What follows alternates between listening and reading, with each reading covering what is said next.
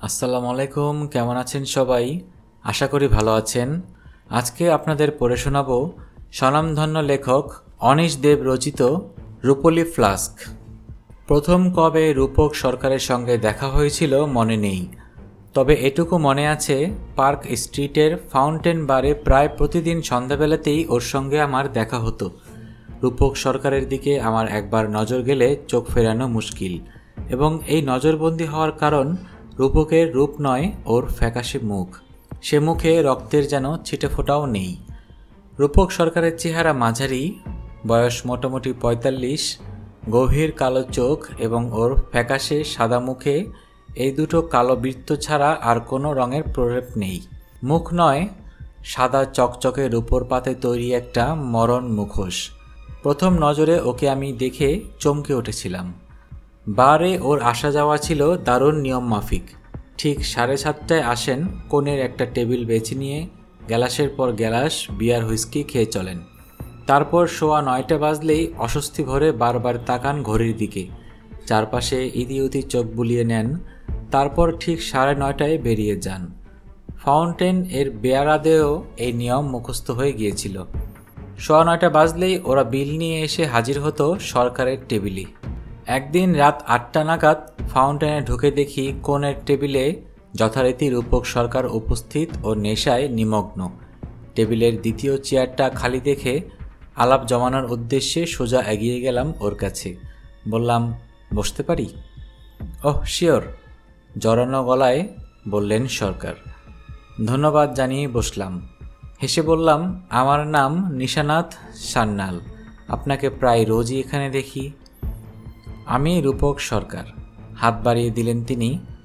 Fountain আমার favourite জায়গা, I like it. আমরা পরস্পরের হাত ঝাঁকালাম। এভাবেই আলাপের সূত্রপাত এবং বিভিন্ন বিষয়ে আমাদের কথা শুরু হলো।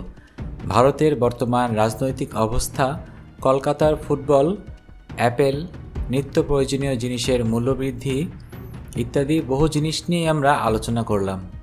9:30 পর্যন্ত আমাদের কথাবার্তা জ্যোতিহীন, ক্লান্তিহীন। রাতের পর রাত আমাদের আলাপ ক্রমে ঘন হয়ে উঠতে লাগলো। হয়তো একটা বন্ধুত্ব গড়ে উঠল দুজনের মধ্যে।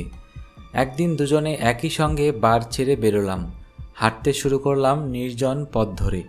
কথায় কথায় জেনেছি রূপক সরকার পেশায় ডাক্তার, থাকেন কাছেই ক্যামাক স্ট্রিটে একটা ফ্ল্যাট ভাড়া নিয়ে। আজ অন্যদিনের মতো ট্যাক্সি ডাকার চেষ্টা না করে তিনি হাঁটতে শুরু করেছেন এবং আমাকেও ছাড়তে চাননি। একসময় হঠাৎই সরকার বললেন, চলুন আজ আমার বাড়ি চলুন, বিদেশি শ্যাম্পেন আছে, একসঙ্গে খাওয়া যাক। আমি অবাক হলাম, কিন্তু রূপক সম্পর্কে আমার নিজের যথেষ্ট কৌতূহল থাকায় ওর প্রস্তাবে রাজি হলাম। ওকে অনুসরণ করে পৌঁছলাম ওর ফ্ল্যাটে। ফ্ল্যাটে ঢুকতেই বিলাসী সাজগোজের পরিচয় পেলাম। আকারে বিশাল ও প্রকারে রাজকীয় রূপকের আবাস। নিজেকে সামাল নেওয়ার আগেই সরকার হঠাৎ আমাকে বললেন, আপনি 1 মিনিট বসুন, আমি আসছি। উত্তরের অপেক্ষা না করেই তিনি ভেতরের কোনো একটা ঘরে অদৃশ্য হয়ে গেলেন। বসবার ঘরে আমি একা দাঁড়িয়ে ঘরের ওপর জরিপ নজর রেখে সরকারের অপেক্ষায় রইলাম। ডান দিকের দেওয়ালে সুদৃশ্য বইয়ের তাকে সুচারুভাবে সাজানো দেশি বিদেশি বইয়ের মেলা আমাকে আকর্ষণ করল। সেদিকে এগিয়ে গেলাম। প্রায় সঙ্গে সঙ্গে পেছন থেকে শোনা গেল দরজা খোলার শব্দ এবং তাকে অনুসরণ করে দীপ্ত পায়ের ছন্দ। কি দেখছেন? বই? শুনতে পেলাম খুশি খুশি সরকারের গলা। বই পড়তে বুঝি ভালোবাসেন আপনি? সেরকম পোকা নই, তবে মাঝে মাঝে। কথা বলতে বলতে আমি ওর দিকে ঘুরে তাকিয়েছি আর সঙ্গে সঙ্গে ভীষণভাবে চমকে উঠেছি। আমার সামনে এক নতুন রূপক দাঁড়িয়ে। গত কয়েক মাস যে রূপকের সঙ্গে আমি আলাপ করেছি, কথা বলেছি, এর সঙ্গে তার কোনো মিল নেই। এখন রূপকের চোখ মুখ প্রাণবন্ত, উজ্জ্বল, ফর্সা গাল টুকটুকে লাল, যেন রক্ত গোলাপ। বহু চেনা ফ্যাকাশে ভাব কোথায় মিলিয়ে গেছে। আমি অবাক চোখে নিষ্পলকে তাকিয়ে রইলাম। আমাকে দেখে চমকে গেছেন মনে হচ্ছে। তিনি প্রশ্ন করলেন, হ্যাঁ হ্যাঁ, মানে আমি ঠিক বুঝতে পারছি না। আপনি যেন পলকে ঝকঝকে টকটকে হয়ে উঠেছেন। কোনো জাদু টনিক খেয়েলেন নাকি? ডক্টর সরকার একটু ভেবে বললেন, আপনাকে সব বলবো, তবে তার আগে 1 গ্লাস করে হয়ে যাক। সরকারের সুরে মনে হলো তিনি যেন বেশ মজা পেয়েছেন। দ্রুত পায়ে এগিয়ে গেলেন দেওয়ালে গাঁথা ক্যাবিনেটের কাছে। দরজা খুলে বোতল বের করে দুটো গ্যালাসে ঢেলে নিলেন নেশা। কাছে এগিয়ে এসে একটা গ্যালাস আমার দিকে বাড়িয়ে দিলেন। হেসে বললেন, ঠিকই ধরেছেন, জাদু টনিকই বটে। রক্ত। রক্ত? কি বলছেন আপনি? বোকার মতো ওর কথার প্রতিধ্বনি তুলে আমি প্রশ্ন করলাম। একটা সোফায় বসে শরীর এড়িয়ে দিলেন রূপক সরকার। আমাকে বললেন, বসুন। তারপর সরাসরি আমার চোখের দিকে তাকিয়ে প্রশ্ন করলেন, আপনি ভ্যাম্পায়ারে বিশ্বাস করেন? না, মানে ও নিয়ে তেমন ভাবিনি। থতমত খেয়ে অগোছালো উত্তর দিলাম।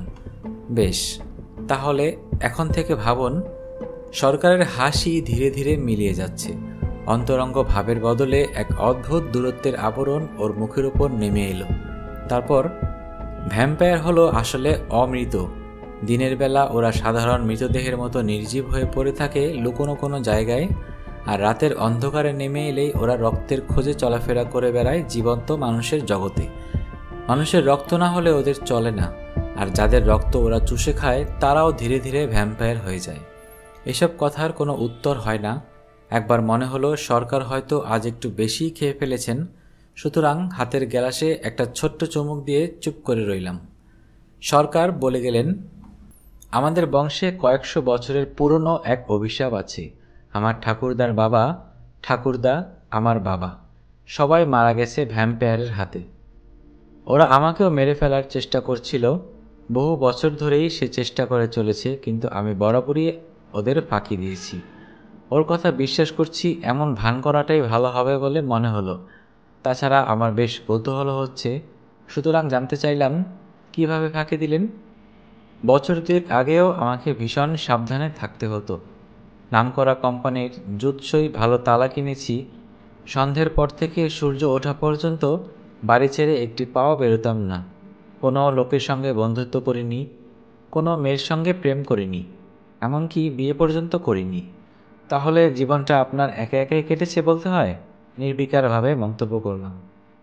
রূপক সরকার দীর্ঘশ্বাস ফেলে বললেন, যা বলেছেন, তবে খুশির কথা বলতে হবে, ভ্যাম্পায়ারদের হাত থেকে বাঁচার একটা নতুন পথ আমি বের করেছি। ডাক্তারি করে বেশ ভালো পয়সায় আমার ইনকাম হতো। এছাড়া 4টি বই লিখে আমি বেশ মোটা রয়্যালটি পেয়েছি। এই সমস্ত টাকা একজোট করে আমি গবেষণা শুরু করলাম গোপনে, কিভাবে নিজের সমস্যার সমাধান করা যায়। এই প্রশ্নের উত্তর ভেবে চললাম রাত দিন। মাত্র বছর দুয়েক আগে আমার গবেষণা শেষ হয়েছে, সমস্যার সমাধান আমি পেয়েছি। আর তারপর থেকেই সন্ধ্যের পর আমি রাস্তাঘাটে নিশ্চিন্তে ঘুরে বেড়াতে পারি। তার মানে ভ্যাম্পায়ারের হাত থেকে বাঁচার টেকনিক আপনি পেয়ে গেছেন? আমি জিজ্ঞেস করলাম। হ্যাঁ, অনেকটা সেই রকমই, শব্দ করে হাসলেন সরকার। তারপর তড়াক করে উঠে দাঁড়ালেন। 1 মিনিট, আপনাকে দেখাচ্ছি। এই বলে দ্রুত পায়ে আবার অদৃশ্য হয়ে গেলেন ভিতরের ঘরের দিকে। একটু পরেই তিনি ফিরে এলেন হাতে একটা রূপোলি রঙের ফ্লাক্স। সেটার গায়ের কারুকাজ ও শিল্পকলা মুগ্ধ হয়ে দেখার মতো। আমি ওটা ছুঁয়ে দেখলাম। রূপোলি, তবে রূপোর তৈরি নয়। হয়তো পিতলের ওপর প্লেটিং করা হয়েছে। খাঁটি রূপোর তৈরি হলে আমি ঠিক বুঝতে পারতাম। আমি খাঁটি রূপো চিনি। এটা আমাদের বংশের অনেক পুরনো আমলের জিনিস। সরকার বলতে শুরু করলেন, বহুদিন এটা এমনি পড়েছিল। ভাগ্যের পরিহাস বলতে হবে যে আজকাল এটা আমার ভীষণ কাজে লাগছে। এক কথায় আমার প্রাণ। আসল ব্যাপারটা এবার আপনাকে বলি। আবার সোফায় বসলেন। আমি একটা সিরাম ইনভেন্ট করেছি। সেটা ঘণ্টাখানেকের জন্য মানুষের প্রাণ বাঁচিয়ে রাখতে পারে। নিজের শরীরে ওই সিরামটা ইনজেক্ট করে ঢোকানোর পর ইচ্ছে করলে আমি আবার বডির সমস্ত ব্লাড বের করে দিতে পারি। আমার তাতে কোনো অসুবিধেই হবে না। আমি ক্রমশ অবাক হতে লাগলাম। আর গত 2 বছর ধরে আমি ঠিক তাই করে চলেছি। সিরাম নেওয়ার পর বডির সমস্ত ব্লাড বের করে আমি এই রূপোলি ফ্লাস্কে ভরে রাখি। তারপর ফ্লাস্কটাকে একটি থার্মোস্ট্যাটিক বাতে রেখে দিই, যাতে ভেতরকার রক্তের টেম্পারেচারের কোনো রকমের হেরফের না হয়। তারপর ব্লাডলেস বডি নিয়ে 3-3.5 ঘন্টা আমি দিব্যে কাটিয়ে দিতে পারি। মন প্রাণ খুলে ফুর্তি করতে পারি। কারণ আমি জানি যে মানুষের শরীরে 1 ফোঁটা রক্ত নেই, তাকে নিয়ে কোনো ভ্যাম্পায়ারের কোনো মাথা ব্যথা নেই।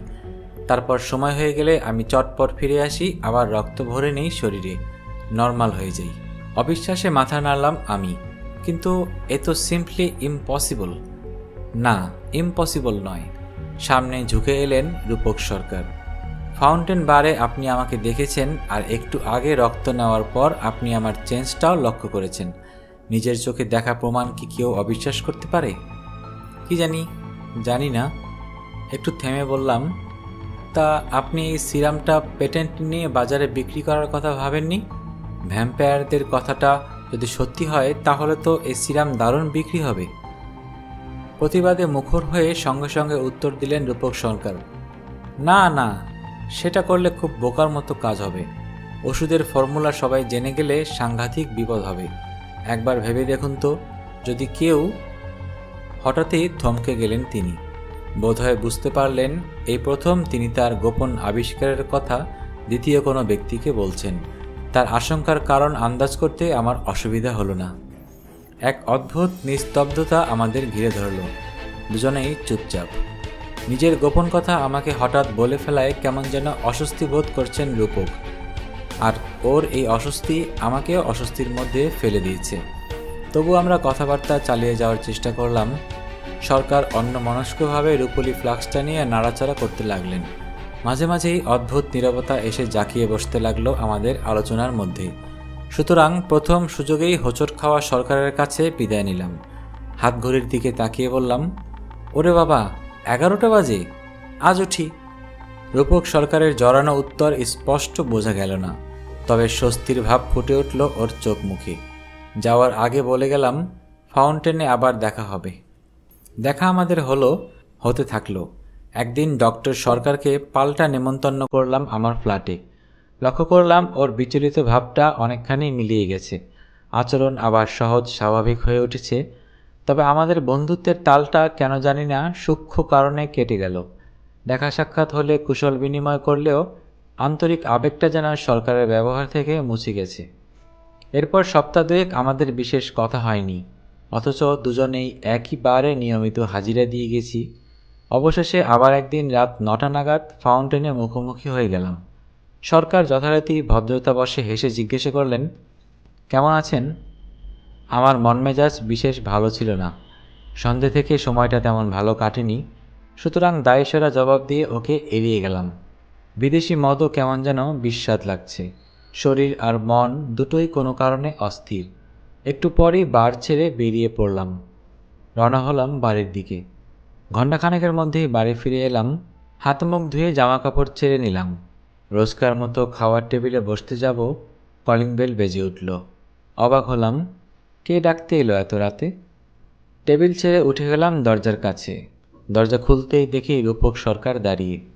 ওর কালো চোখে উদ্ভ্রান্ত বন্য দৃষ্টি, মুখ কাগজের মতো ফ্যাকাশে। কি ব্যাপার এত রাতে? আমি জিজ্ঞেস করলাম। ওটা চুরি হয়ে গেছে, রুদ্ধশ্বাসে বলে উঠলেন সরকার। কোনটা? রূপলি ফ্লাক্সটা। আপনি ওদের বলে দিয়েছেন? নিশ্চয়ই সব বলে দিয়েছেন। এত রাতে আলটপকা হাজির হয়ে সরকারের এই ছেলেমানুষি অভিযোগে আমার বিরক্ত লাগলো। রূঢ় স্বরে ওকে বললাম, দেখুন, আমি কাউকে কিছু বলিনি, আর আপনার ওই গাঁজাখড়ি ভ্যাম্পায়ারের গল্পে আমার এক ফোঁটাও বিশ্বাস নেই। আপনি নিজেই হয়তো ফ্লাক্সটা ভুল করে অন্য কোথাও রেখেছেন। ভালো করে খুঁজে দেখুন গিয়ে। কর্কশভাবে তিক্ত হাসি হাসলেন রূপক সরকার। ভুল করব? নিজের রক্ত জায়গা মতো রাখতে কখনো কারো ভুল হয়? যে করে হোক ওটা আমাকে খুঁজে বের করতেই হবে, এখনই। হাতে আর সময় নেই। ওটা কোথায় যে গেল? ঠান্ডা গলায় বলে উঠলাম, আপনার ফ্লাস্কের ব্যাপারে আমি কিছু জানি না, আর জানতেও চাই না। তবে বন্ধু হিসেবে একটা কথা আপনাকে বলি, এখনই কোনো হাসপাতালে যান, গিয়ে রক্ত নিন। এছাড়া আর কিছু করার নেই। ওর মুখের ওপর দমাস করে দরজা বন্ধ করে দিলাম। সঙ্গে সঙ্গে কলিং বেল আবার বাজতে শুরু করলো একটানা। আমি ভ্রুক্ষেপও করলাম না, সোজা এগিয়ে গেলাম খাওয়ার ঘরে, টেবিলে বসলাম। একটু পরে কলিং বেলের শব্দ থেমে গেল। এবারে রূপলি ফ্লাক্সটা টেবিলের নিচে রাখা একটা বাক্স থেকে বের করলাম। ওটা ঢাকনা খুলে কাত করে ধরলাম আমার কাপের ওপর। নিয়ম মাফিক কায়দার চেয়ে এভাবে খাওয়া অনেক ভালো।